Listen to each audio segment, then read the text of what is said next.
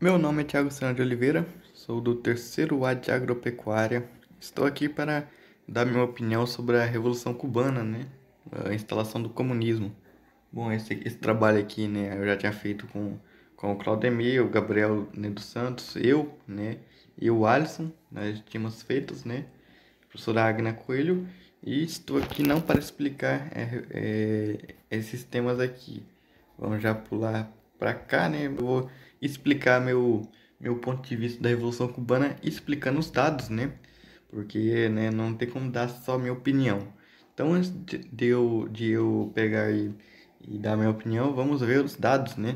Cuba antes do comunismo, né? Antes da Revolução Cubana, né? Antes do comunismo ser instalado, né? Cuba tinha sido um dos primeiros países a utilizar máquinas e barcos a vapor, né? Lá em 1829. Também teve a primeira, né? Aqui, ó. Já temos um dado aqui, né? Sobre saúde. A primeira pessoa que aplicou anestesia com éter na América Latina foi um cubano em 1857, né? Perdão. É, aqui temos outro aqui, ó, outro dado. O primeiro país a ter um automóvel na América Latina em 1900, né? Cuba, entendeu? Temos aqui, né, mais alguns dados aqui na frente. É, em 1937, Cuba decretou pela primeira vez na América Latina a jornada de trabalho de 8 horas, salário mínimo e autonomia universitária, né? Cuba, antes do comunismo. Agora, né, a economia de Cuba, antigamente era o segundo país a emitir uma transmissão de televisão em cores, né? Cuba era um país, né, com o maior número de automóveis na América Latina.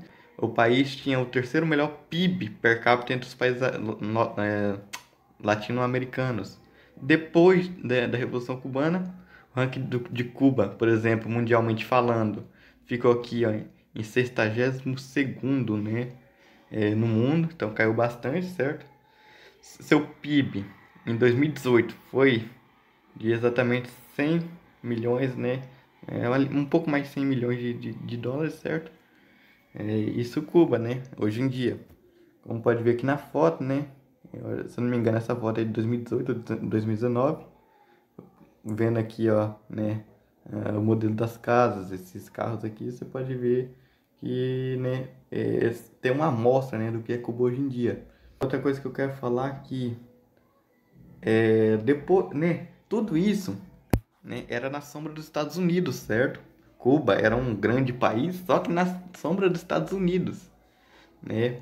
Mas aí, depois da Revolução Cubana, né, os americanos, eles, né, os norte-americanos, os estadunidenses, romperam, né, ligações com Cuba e tentaram até derrubar Cuba, né, depois da Revolução Cubana.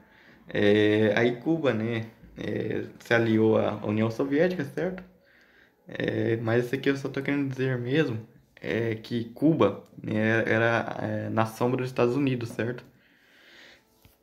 Agora vamos ver aqui, né, outro ponto importante é a saúde, né? Vamos ver aqui, educação em Cuba, economia em Cuba, saúde em Cuba, né? Temos aqui um ponto interessante. O estado de Cuba, né, aqui ó, em 1957, volta aqui, 1957, a ONU reconheceu Cuba antes, né, da Revolução Cubana, no caso, perdão. A Revolução Cubana foi em 1959, isso aqui é em 1957, antes. A ONU reconheceu Cuba como o melhor país em número de médicos per capita, um por 957 habitantes, antes da Revolução, né, cubana. Aqui, ó, outro dado interessante aqui. Cuba é o segundo país da América Latina com a menor taxa de mortalidade infantil, né? Antes do comunismo.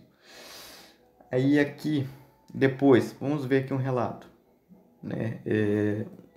Um dado interessante. Desde 1960, o trabalho médico em Cuba, no exterior, é usado pelo governo do país como símbolo de solidariedade. Fidel Castro chamava os médicos que participaram da missão de exército de jaleco branco.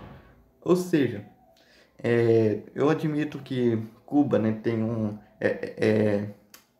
é um bom exemplo, né, de saúde, assim, quando se fala para as outras pessoas, né, exportando saúde, né, temos aí, né, muitos médicos cubanos vindo para cá, para outros países, né, mas Cuba, hoje em dia, lá dentro de Cuba mesmo, temos relatos, né, eu não achei dados, mas temos relatos, né, de alguns cubanos falando que a saúde é totalmente precária, que eles pegam os médicos e mandam para outros lugares, né?